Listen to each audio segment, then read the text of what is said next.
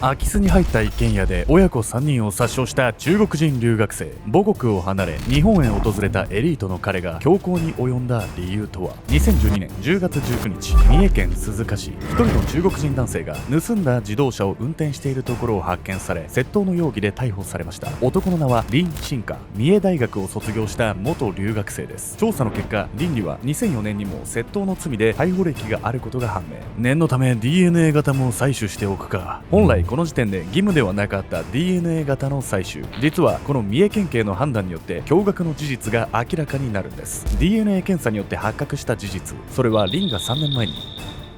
親子の殺傷事件を起こしていたこと。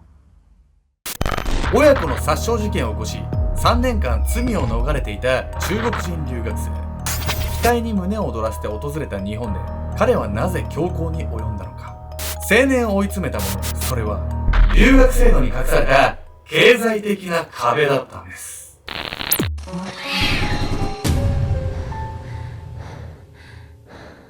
おさすけんちゃんです。いやみやみこです。みこさん、僕最近鍋ハマってるって前言ったじゃないですか、なんか締めにさご飯入れると太っちゃうから、最近マロニーちゃん入れるようにしてるんですよ。いいじゃない、こんにゃく麺みたいなやつね。そうそうと思ったら、あれ 30g で108キロカロリーだったわ。どんだけのカロリーがどんだけ寄与するのかよくわかんないんだけど、それ多いんだ、108キロカロリーって。1袋をバッて入れると120ぐらいから、400キロカロリーぐらいあって、それは1食分にすると多いんだ。まあそれと鍋の汁とか具とかあるから、そう結局なんかマロニーちゃんだとさ、あんま痩せねえんじゃないかと思って。だから太っちゃうのね。そうそう、だから皆さんなんかこう鍋の締め、なんかこうしたらヘルシーだよってアイディアぜひねあればコメント欄に書いていただければちょっと僕参考にさせていただきますので。食べなきゃいいんじゃない？いい、そういうのがねルッキズム助長すんだよ。どういうことね、みんなにしっかり食べて。それはどういうこと？食べないで痩せるっていうのは良くないからそうみんなしっかり食べてね。十分なって食べてんでしょ、あんた。うるせえな。みんなしっかり食べてください。今回ご紹介するのは愛知県で発生した親子殺傷事件について。何不自由ない家庭で育ったエリート中国人が日本への留学後、次々と犯罪を起こしてしまうという非常に奇妙な事件なんです。なんかこれって海外のさ、大学に留学に出てる時点でね、結構裕福な家庭に育ったんじゃないかなって見えるんだけど、そんな人がね、人をそんな殺したなんて信じられないわよ、ちょっと。実際この事件を起こした犯人もね、地元では裕福な家庭で育ちね、成績も優秀だったと言われてるんで、やっぱ不思議っちゃ不思議っすよね。そんなエリートな彼の犯行が発覚したきっかけも窃盗だったんですよ。自動車泥棒の正体。2012年10月19日、三重県鈴鹿市、一人の中国人男性が自動車窃盗の容疑で逮捕されました。捕まったのは当時29歳の林新華。一般に想像されがちな外国人犯罪者のイメージとは異なり、一見して穏やかそうな人物でした。かつての同僚たちも林の逮捕には驚きを隠しきれずにいたんです。林さんが逮捕？優秀で家庭的な人だったのにな。林は2011年に国立三重大学を卒業した元留学生で、大学卒業後も日本に残り自動車部品メーカーで働いていました。日本語検定1級の資格を持ち、中国人研修生のために翻訳を引き受けたり、時には同僚たちに得意の中華料理を振る舞ったりと、社内でも評判の良かった林。将来的には母国中国の工場で幹部として登用しようという話もあったといいます。しかしそれだけ評価されていたにもかかわらず、林は1年余りで会社を辞めてしまうんです。林君、我が社としては君を失うのは惜しい。考え直さないか。お気持ちはありがたいのですが、すみません。私はもっと給料の高い会社に入ってお金を稼ぎたいんだ。こうして林は自動車部品メーカーを後に、彼のその後を知る元同僚は誰一人としていませんでした。そして林は自動車の窃盗にとどまらず、過去にはさらに取り返しのつかない犯罪を犯しているんです。勤勉で優秀な彼がなぜ異国の地で犯罪に手を染めてしまう事態になったのか。到底犯罪を犯していい理由にはなりませんが、中国人留学生を取り巻く当時の状況は僕らが想像するよりもはるかに過酷だったんです。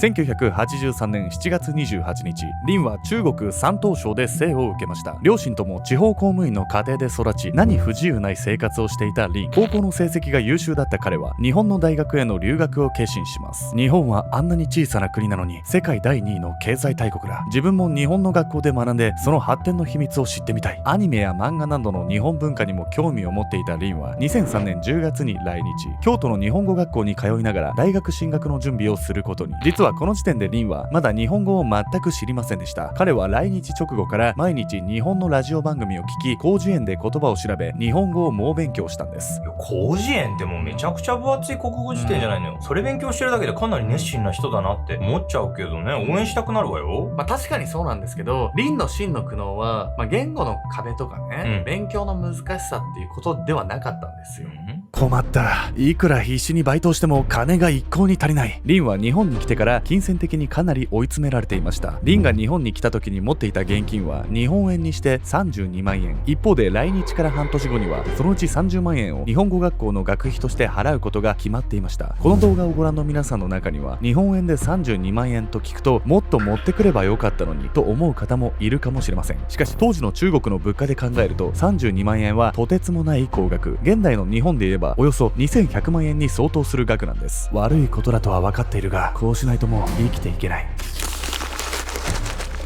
リンは必死にアルバイトをしつつ、時にはコンビニの廃棄弁当を漁ったり、おにぎり等を万引きしながらどうにか食いつないでいました。2006年、リンはようやく三重大学に入学しますが、その後も経済的に苦しい状況に変わりはありませんでした。当時の中国の物価だと日本学校の学費って2100万円にもなんの？そりゃあね、両親が公務員であったとしても、さすがに払うの厳しそうよね。そういう奨学金とかサポートシステムみたいなのなかったの？奨学金制度はあったんですけど、リンはね、その対象にはなれなかったんです。その結果、リンは全てのお金を自力で賄わねばならなかったんです。というわけで本日のメトラキーワード、私費留学生について。私費留学生とは、国などの援助なしに学費や生活費を自分で負担し留学してきた学生のこと。日本政府の援助を受けられる国費留学生の場合は、年間144万から196万円の奨学金を受け取れますが、私費留学生にはそれらの援助はありません。当時の国立大学の学費は年間約53万円、生活費を年間120万円と仮定した場合、留学生1人が日本で1年間学ぶためには実に200万円近くかかることになるんです。これだけの金額を全て自力で賄う場合、1ヶ月に稼がねばならない金額は約 16.6 万円。2000年代の三重県の最低時給は670円程度で、これ以上両親の援助を受けられないリンが自力で生活していくのは容易ではありませんでした。大学生がさ、月に16万円以上稼ぐってことでしょ。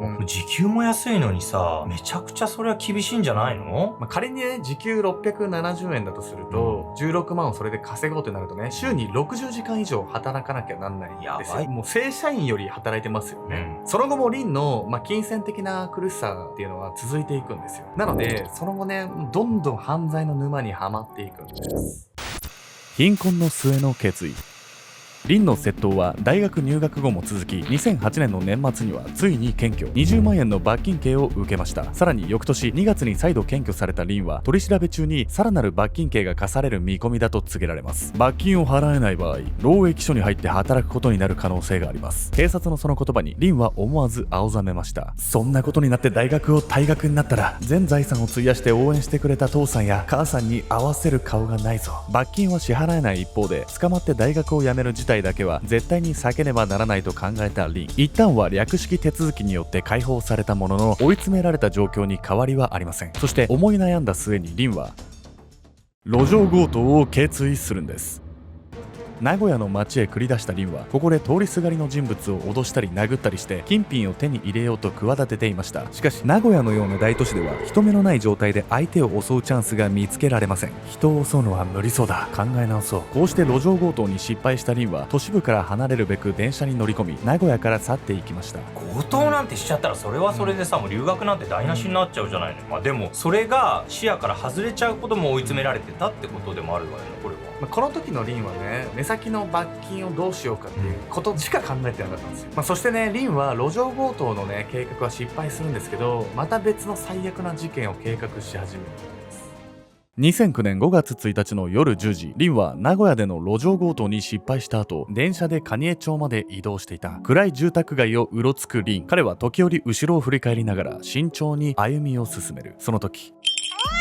一匹の猫がドアの隙間からスルリとある家に入っていくのが見えた。あの家、鍵がかかっていないな。リンは猫に釣られるようにしてその家に近づき、ドアの隙間から中を確認する。するとリビングには照明がついているものの、玄関は暗く人の気配はない。誰もいないのかもしれない。少しだけお金だけ取って逃げよう。足音を立てないようにゆっくりとその家に侵入したリン。彼は照明のついていなかった和室へ入り、金品を物色していた。すると、誰やお前。慌てて振り返ったリンをじっと睨んでいたのは当時57歳のこの家の主 A さん。リンは慌てて逃げようとするが、 A さんは彼の服をつかみ離そうとしない。焦ったリンはとっさに路上強盗をするために持っていた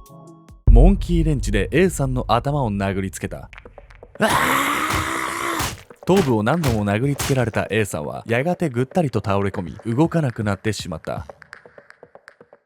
もう一気に大変なことになったわね。ただね、空き巣に入ろうとかって思ってたら強盗殺人になっちゃったじゃない。強盗殺人ってさ、そのお金のためにね、何の罪もない人をいきなり殺すわけなんで、やっぱこう罪としては重くなっちゃうんですよね、これ。そしてリンのこの家での凶行はこれだけにはとどまらないんです。リンと A さんの揉めている音を聞き、駆けつけた人物がいました。当時26歳だったその家の次男 B さんです。お前何してるんだ、うるさい。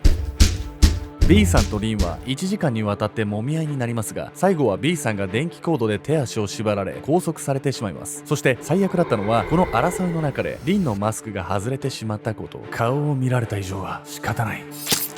絶対に捕まるわけにはいかなかったリンは台所にあった包丁で B さんを刺殺。さらにその後、三男の C さんが深夜に帰宅した際のこと。玄関で靴を脱いでいた C さんに忍び寄り、首元を複数回切りつけたリン。 C さんはそこから必死に命乞いをしました。結局彼はリンの顔を見ていなかったため、どうにか殺害は免れるんです。その後、怪我をした状態で縛り上げられた C さんはリンが血痕を拭ったり洗濯したり証拠隠滅を図る様子をただ見ていることしかできませんでした。最悪じゃない。これもう家族が殺された状態で C さんも生きた心地しないでしょこれ。リンも本当はすぐに外に出て行きたかったようなんですが、返り血を浴びた状態ではね、出ることもできなかったんです。事件が発覚したのは翌日の昼過ぎ。B さん、今日はどうしましたか？大丈夫ですか？次男の B さんが無断欠勤していることを心配した職場の上司が警察とともにその家を訪れました。両手足を縛られたままの状態で必死に玄関の鍵を開けた三男の C さん。これは一体。ボロボロに傷ついた C さんを前に警察官はあっけに取られていました。そして実はこの時、警察はリンの姿を目撃しているんです。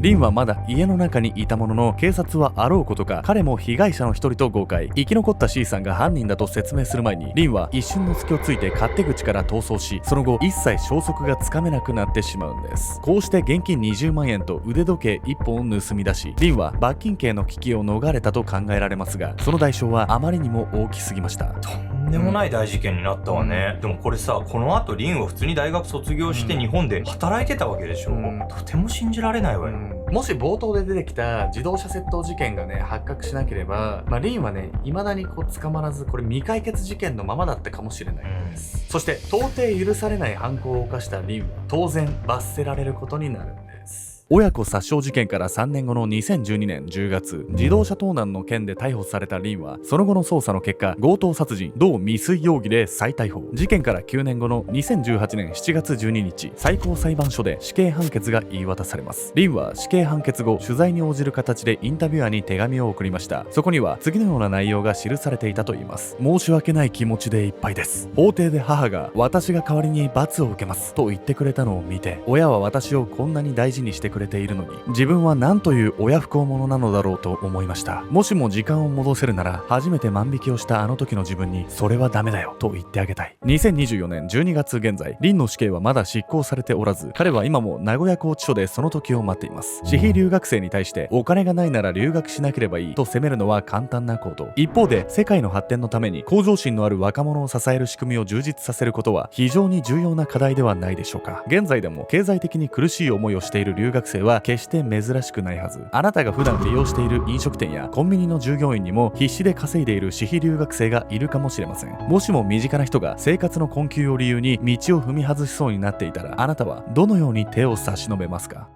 おざっすというわけでね、皆さんそろそろ何ですか？そうですね、クリスマスですね。というわけでここでね、皆さんに重大発表があるんです。はい。現在ね、オンラインサロンでしか見られない限定動画を目当てに、もうかなりたくさんの人がね、秘密結社アルゴメトリに入会してくれてるんですけれども、やっぱりこう、お金がかかるっていうところで、無料期間ないのっていうね、リクエストも多数いただいてるんで、今回ね、クリスマスキャンペーンとして用意させていただきました。なんと今入れば、こちらの限定動画が無料で1週間見放題です。豊田商事会長刺殺事件、村井秀夫刺殺事件、北九州監禁連続殺人事件、和歌山毒物カレー事件、長崎男児誘拐殺人事件、バッキー事件、井の頭公園バラバラ殺人事件、プチエンジェル事件。やっぱりね、事件のラインナップとしてはね、非常にこう物騒ではあるんで、ちょっとやっぱ YouTube ではやれないなっていうところでね、サロン限定してる動画ね、この他にもたくさんあります。サロンも開設してからね、半年以上も経ってるんで、限定動画の数もね、かなり増えてますと。